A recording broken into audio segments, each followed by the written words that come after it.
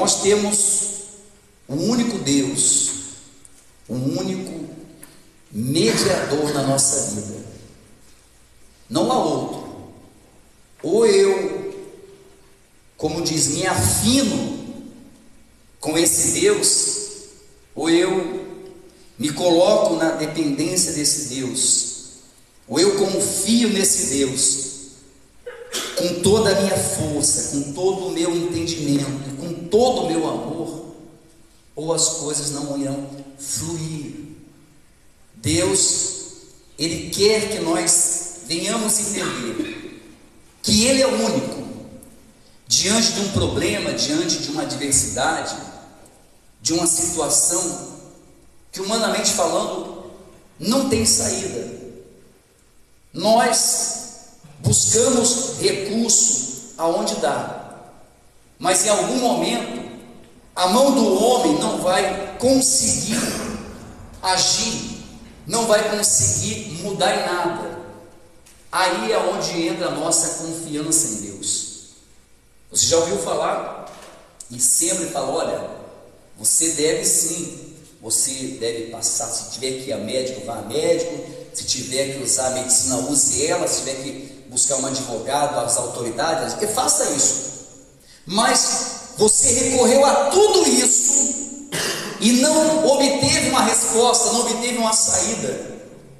Você deve permanecer confiante no médico dos médicos, no advogado dos advogados, no juiz que julga todas as causas, aquele que não falha, aquele que não mente, aquele que não tarda, mas ele vem sempre no momento certo.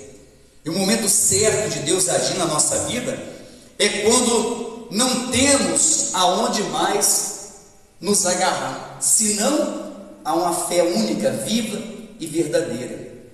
Só que Deus, Ele não divide a glória dele com ninguém. Deus, Ele não divide a glória dele com ninguém. Ou eu creio nele de todo o meu coração e verei a glória de Deus na minha vida, ou então eu vou ser apenas mais um religioso que vai viver de sonhos que irão frustrar a vida da pessoa. Aqui em Isaías 44, o título já diz, né? O Senhor, Ele é o quê? O único Deus. Ele é o único. Quando fala único, Ele é o único que pode mudar a nossa vida. Ele é o único que pode fazer o impossível se tornar possível. Ele é o único que pode abrir portas. Ele é o único, não tem outro. Não existe outro, nunca existiu e nem vai existir. Só que o ser humano tem essa dificuldade de crer em Deus diante dos problemas, diante das adversidades. Então ele diz: agora, pois, ouve, ó Jacó, servo meu, ó Israel, a quem escolhi.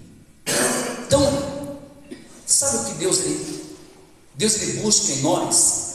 Que nós venhamos dar ouvidos à sua voz, venhamos dar ouvidos à palavra de Deus, porque quando eu dou ouvidos à palavra de Deus, você sabe o que quer dizer pecar?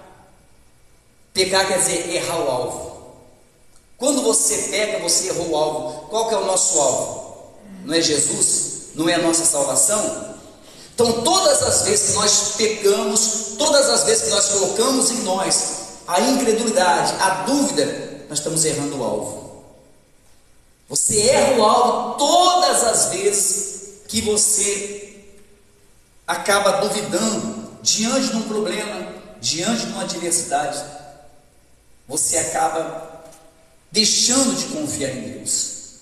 Então Deus começa dizendo para o povo de Israel: ouve, ó Jacó, ouve, ó Israel, que eu escolhi. Então, primeiro passo, se nós estamos aqui, não foi porque eu simplesmente quis ou você quis, porque Deus nos escolheu. Ele escolheu, mas não quer dizer que nós também o escolhemos. pessoas, mas também muitas pessoas não escolheram Ele como Deus. Como não, pastor? É óbvio, quando não ouve, quando erra o alvo, quando deixa de praticar a fé, quando deixa de acreditar diante da adversidade. Pois olha, Deus ele só pode ser glorificado na nossa vida se nós passarmos por lutas, por desertos, por problemas e saber, não, eu já sei o resultado. O resultado vai ser o meu milagre, o resultado vai ser a bênção que Deus vai fazer na minha vida. Então o meu coração já se alegra, porque eu confio na palavra de Deus, eu confio na resposta da minha oração. Por que eu confio? Primeiro, porque eu dei ouvidos, porque eu entendi que eu fui escolhido, não só chamado, mas eu fui escolhido. Então eu dou ouvidos, eu pratico, eu ando, eu procuro acertar o alvo, eu procuro andar na presença de Deus. É isso que faz o homem de Deus, a mulher de Deus ser mais do que vencedor. Então não existe vitórias, não existe pódio se não tiver os obstáculos, se não houver a corrida, se não houver esse desafio que todos os dias nós iremos passar.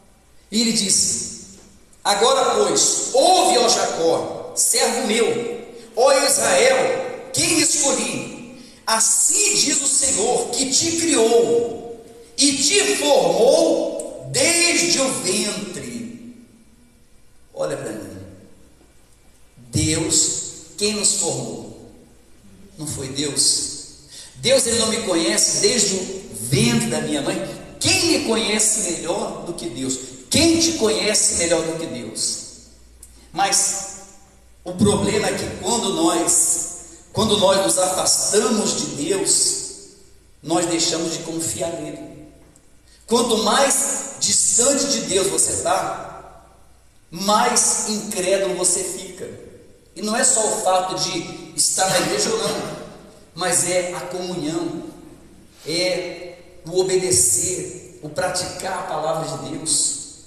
Então as pessoas, elas acabam se distanciando de Deus por causa dos problemas, quando na verdade os problemas ou as alegrias seriam para nos aproximar de Deus. Amém, igreja? Acredite, andar sozinho não funciona.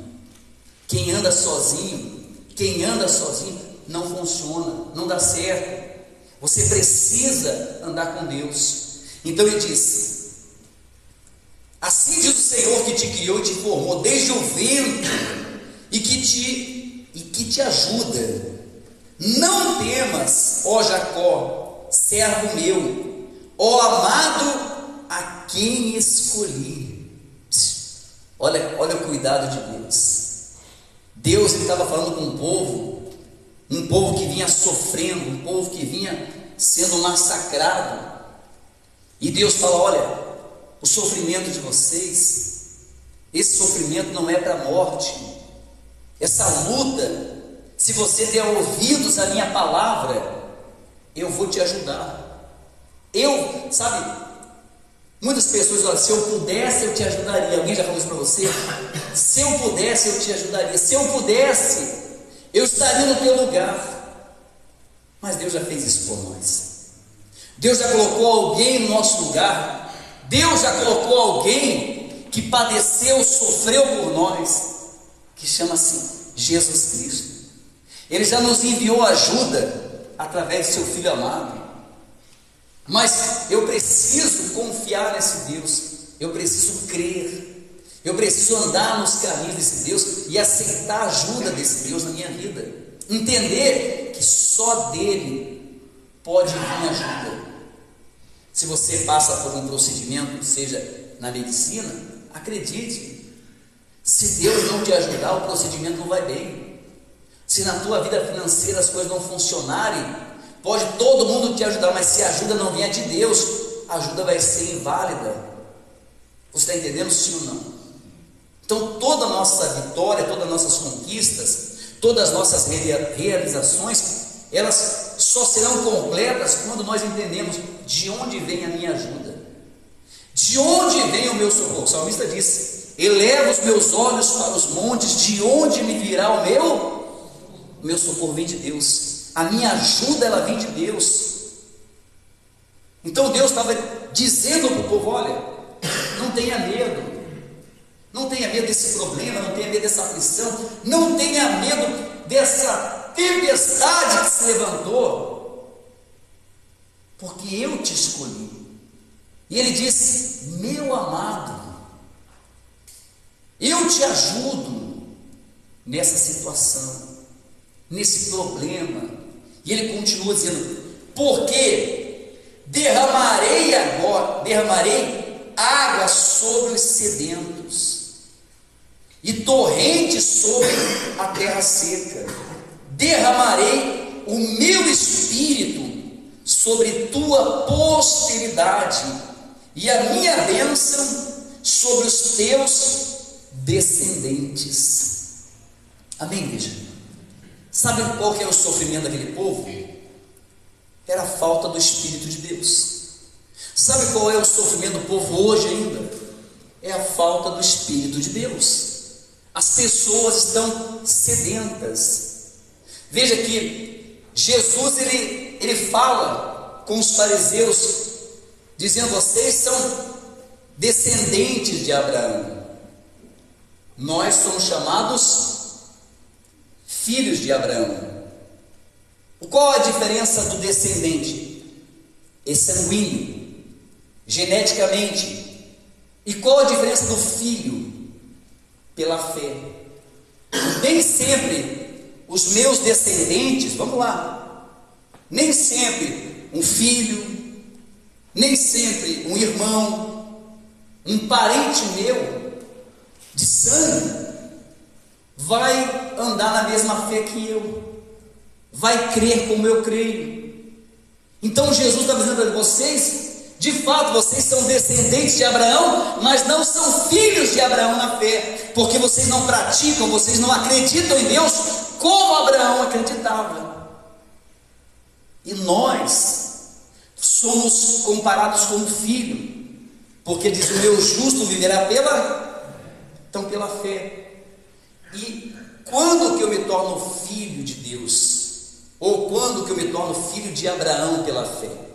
Quando eu tenho o Espírito de Deus, e o Espírito de Deus me leva a exercitar, a agir a minha fé da mesma forma que Abraão, confiando, seguindo um caminho que nem mesmo ele sabia onde ia chegar, andando por lugares que nem ele sabia se existiam, mas ele, pelo ouvir da palavra de Deus, ele obedeceu, e Deus chama ele de amigo. É isso que Deus quer, que você venha o quê? Andar com ele. Você pode ser descendente do próprio Senhor Jesus, de Davi, que vem da raiz de Raabe. Olha só, Jesus, qual que é a descendência de Jesus? Se você puxar Raabe, Jesus era descendente da família de Raabe. Sabe quem era Raabe? Raabe era uma prostituta. Mas Jesus trazia dentro dele o quê? O próprio Deus. Ele era o próprio Deus. Então nem sempre Deus: vou derramar sobre a tua descendência. Eu vou saciar não só a tua sede, mas a sede de toda a tua descendência, de toda a sua casa, de toda a sua família. E qual é o nosso maior desejo? Não é de ver toda a nossa família salva? Não é de ver toda a nossa família na presença de Deus? Porque imagina só, imagina você ser salvo e chegar no céu e encontrar quem? O seu familiar. Deus está dizendo: olha, eu vou derramar. Se você confiar, se você crer, se você andar nos meus caminhos, eu vou derramar a água. Só que hoje não é o teu parente que precisa. Hoje somos nós que precisamos. Nós precisamos dessa água, nós precisamos beber dessa água para estar saciado. Sabe o que é saciar? Quer dizer, não tenho necessidade de mais nada. As pessoas andam de um lado para o outro, em busca de sucesso, em busca de conquista, e nunca estão satisfeitos com nada. Por quê? Elas estão sedentas da falta de Deus, sedentas do Espírito Santo, sedentas da presença de Deus. Então o problema não são as lutas que nós vamos enfrentar, o problema não é acaso uma doença aparecer, um problema financeiro, um problema na família, mas sim a falta de Deus na minha vida. E se eu receber dessa água, se eu beber dessa água que é o Senhor Jesus, então eu me sinto saciado, me sinto completo, me sinto disposto de continuar lutando e buscando pela minha salvação, não só pela minha, mas de todos que lá fora se encontram. Amém, igreja? Eu sempre digo, olha, quem é salvo quer salvar e não adianta. Quem é salvo quer salvar. Quem é salvo fala de Jesus. Quem é salvo está sempre levando a palavra de Deus àqueles que estão sedentos, aqueles que estão com sede, mas não sabem o que é. Acha que é falta do dinheiro, acha que é falta de uma companhia, acha que... Não, e não é. Pode estar rodeado de pessoas. A única falta que temos, a única sede que nós temos, e só vai entender isso quando você estiver cheio do Espírito Santo. Aí sim, quando você estiver cheio do Espírito Santo, você vai ver pessoas desesperançosas, e você vai dizer, olha, não fique assim. Ah, mas você não sabe o que eu passo. Na verdade você sabe, que também você já passou, só que hoje você foi completo, você foi saciado por essa água, que é o Espírito Santo, que é o que te faz vencer. O que te faz vencer é a presença de Deus. Se você tem a presença de Deus, você vai vencer em qualquer situação, em qualquer circunstância. E ele diz, porque derramarei água sobre o sedento, e torrentes sobre a terra seca, derramarei meu espírito sobre a tua posteridade, e a minha bênção sobre os teus descendentes, e brotarão como a erva, como o salgueiro, junto às correntes das águas. Um dirá, eu sou do Senhor, outro se chamará do nome de Jacó, e outro ainda escreverá na própria mão, eu sou do Senhor, e por sobrenome tomará o nome de Israel. Então Deus está dizendo, olha, você está angustiado hoje, você está aflito hoje, você está desesperado, mas eu vou derramar o meu espírito, e você vai revelar para todo mundo que você é de Deus, que Deus é na tua vida. Eu falava na sexta-feira sobre os cegos, 2 cegos, que eles vêm atrás de Jesus, gritando, clamando, e Jesus não dá confiança para eles. Jesus continua andando, e até Jesus chegar na casa. Quando Jesus chega até a casa, olha para eles e pergunta, vocês creem que eu posso fazer esse milagre? E eles disseram, Senhor, nós cremos. Veja que por um tempo aqueles homens continuaram cegos, andando com Jesus. Por algum tempo, mesmo você dentro da igreja, mesmo você vindo fielmente, andando também com Deus, o problema vai estar aí. Mas em algum momento Jesus vai parar para você e vai perguntar, você crê? Você crê que eu posso te curar? Você crê que eu posso fazer você prosperar? Você crê que eu posso fazer essa situação mudar a sua vida? E qual que é a resposta que eu digo? Senhor, eu creio. Tu és o meu Deus, Tu és o meu Senhor, Tu és o meu Salvador, indiferente de qualquer situação. Deus está dizendo para o povo de Israel, olha, vocês vão ter orgulho, vocês vão ter alegria de dizer para o povo lá fora que você tem um Deus, que você não é desamparado.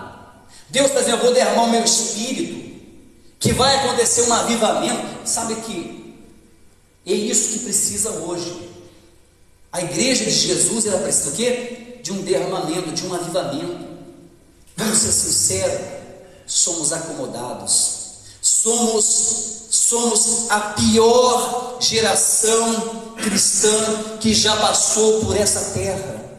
Nós somos a pior geração cristã que já passou nessa terra. Temos um Deus grande, temos um Deus forte, mas estamos acomodados. Poderíamos estar muito adiantados, mas não. Sabe, esse avivamento, esse derramamento parece que não aconteceu nessa geração. Vivemos um evangelho chulo, um evangelho fraco, de um povo desanimado, de um povo desistente, que parece que eles não servem a Deus, parece que eles servem a um trabalho, a uma profissão que não deu certo, eu vou desistir. Com Deus não tem. Como que eu vou desistir de alguém, de algo que me proporciona a salvação, a vida eterna? Como que eu posso? E Deus está dizendo, eu vou ter que derramar o meu espírito. Vocês acham que o problema é a doença? O problema é financeiro? O problema é na família? Não, o problema está dentro de vocês. O problema está dentro de nós. Nós estamos sedentos, estamos com sede de algo que até então talvez não sabíamos. E a nossa sede é do Espírito de Deus. A nossa sede é da presença desse Deus. Que quando nós recebemos isso, quando nós recebemos o Espírito de Deus, olha, você é como se você fosse dentro de você um super-herói. Dentro de você, você se sente forte. Vem um problema, você se sente forte. Sabe, eu gosto de procurar algumas coisas. Ontem eu vi que eu postei um videozinho rapidinho, curtinho. A criança pergunta, por que você escolheu essa? E fala sobre uma árvore. Uma mulher estava pintando a árvore. E a criança pergunta, é um filme. E a mulher pergunta, por que você escolheu essa? E a mulher diz, porque essa vem sofrendo desde o dia que nasceu. O vento tem castigado ela todos os dias. E ela recusa a cair. Recusa a se curvar, a deitar, a desistir. Quem tem o Espírito de Deus é assim. Sabe, eu me vi naquela mensagem, eu vi a igreja, eu vi vocês que estão com a gente. Eu me recuso a desistir, eu me recuso a ser derrotado, eu me recuso, o diabo impedir os meus planos, eu me recuso, porque eu tenho um Deus grande, um Deus forte, um Deus que eu clamo, e Ele me responde. É esse Deus que está dentro de nós. Não é um Deus, como diz, de oba-oba, não é um movimento. Agora, imagina se Deus coloca dentro de você esse mesmo Espírito que Deus colocou em mim. É isso que eu quero que você entenda. Imagina se Deus coloca esse mesmo sentimento, que é um sentimento sobrenatural. Olha, a Surra ficava pequena, Santa Catarina ficava pequena, o Brasil ficava pequeno, porque todo mundo ia ver da nossa boca o Deus que nós servimos. Se tem uma coisa que Deus quer, é isso. Deus quer que nós abrimos a nossa boca. Eu estou indo para a cova dos leões, mas estou dizendo, o meu Deus vai me livrar dos leões. Eu estou indo para a fornalha, mas eu vou dizer, olha, o fogo que Deus desce é muito mais forte do que esse fogo que queima nessa fornalha. É muito mais poderoso. Eu me recuso a pensar em desistir. Eu me recuso a pensar em ser fracassado em qualquer que seja o que for. Eu me recuso, porque dentro de mim, Deus não me deu qualquer água. Deus não me deu qualquer alimento. Deus, Ele me deu o pão da vida, aquele que desce do céu, aquele que é poderoso para pegar a tua vida, para pegar esse problema e fazer ele num milagre. Agora, quando fizer, lembra de abrir a boca para todo mundo. Lembra de abrir a boca para todo mundo. Ontem eu falava com Deus. Dizendo, meu Deus, eu preciso ajudar as pessoas. Eu preciso ajudar as pessoas. Eu tenho isso dentro de mim. Eu tenho isso. Meu Deus, o que eu posso fazer para mais pelas pessoas? O que eu posso fazer? Que a gente é tão limitado. E Deus falou: olha, eu vou derramar o meu espírito. Você vai encher a boca. Você vai encher a boca para falar: olha o Deus que você serve. Olha o Deus que te escolheu. Olha o Deus que te ama. E ele diz, versículo 6: assim diz o Senhor, o Rei de Israel, seu Redentor, o Senhor dos exércitos: eu sou o quê? O primeiro. Eu sou o quê? E além de mim não há Deus. É esse Deus que eu sirvo. Esse Deus que foi o primeiro e Ele é o último. Não tem outro. Pode inventar moda, não existe outro. Não existe outro. Por isso que eu falo, se você não dividir a tua glória com outros, mas ser dado somente a Ele, Deus, Ele vai encher a tua boca.